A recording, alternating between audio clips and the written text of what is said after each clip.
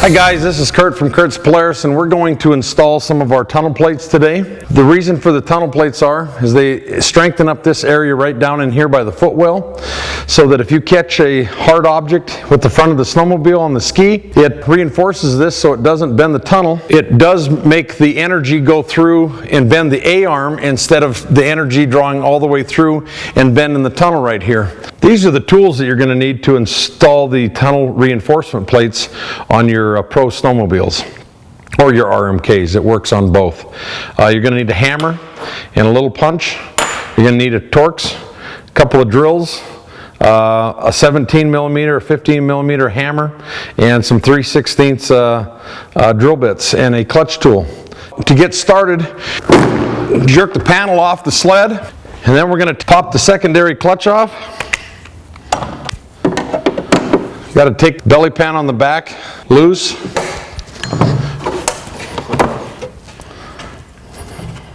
We're going to remove the clutch.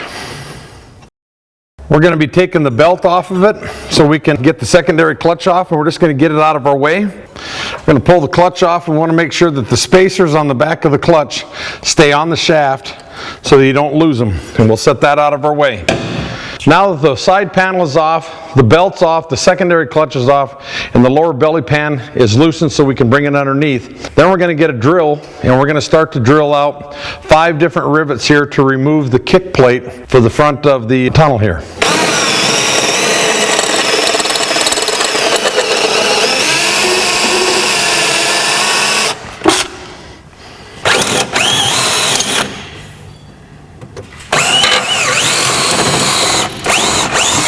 Right here on the rear of the belly pan.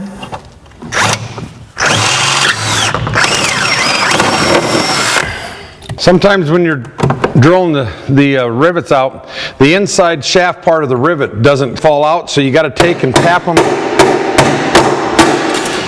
out so that you can finish drilling and bringing them out. Okay, so now that we have the kick plate loosened up so that it can be moved, and we have everything else off, the last thing we need to take off is we need to take the bolt out of the front of the rear suspension and where it bolts into the tunnel. So with the bolt out of the front of the rear suspension, we're actually ready to grab our strengthening tunnel plate and stick in here, and then the first thing we'll stick back in is the bolt that goes back into the front of the rear suspension, and I'll show you a little trick on how we do that. Now we're getting ready to reinstall the bolt in the rear suspension when we put the plate in, and how we're going to do that is we're going to take and stick a ratcheting tie down and stick it on the front swing arm of the rear suspension up on top, and we're going to run the ratchet tie down back to the mounting of the tunnel, and we're just going to take and ratchet this thing back up, and what it's going to do is it's going to pull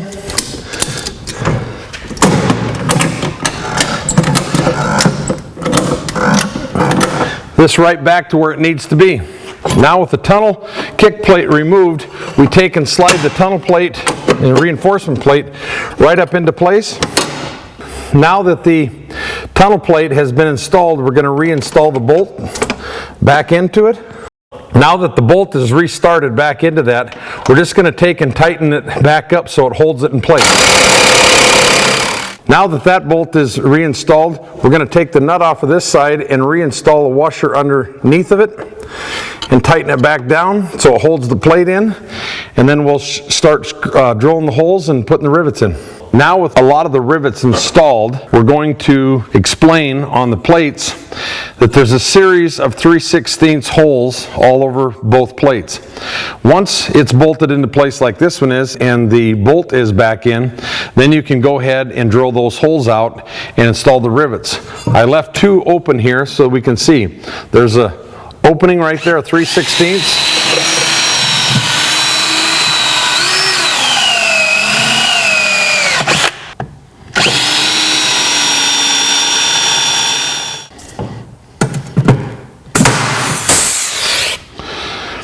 With those last 2 rivets in, we've now completely installed the plate, and we've reinstalled the kick plate, and all we have to do is slip the clutch onto it, the belt, reattach the side belly pan bolt, we're going to go over to the other side and install the other one. So you just follow the same procedures that we followed on this side and stick the tunnel plate on the other side too. As you can see, our side panel is back on, our tunnel support plates are installed, and they look professionally finished. For more information on tunnel support kits, you can contact us online at kurtzpolaris.com, or you can call us at our Missoula store at 406-541-3651, or our Sealy Lake store at 406-677-2833.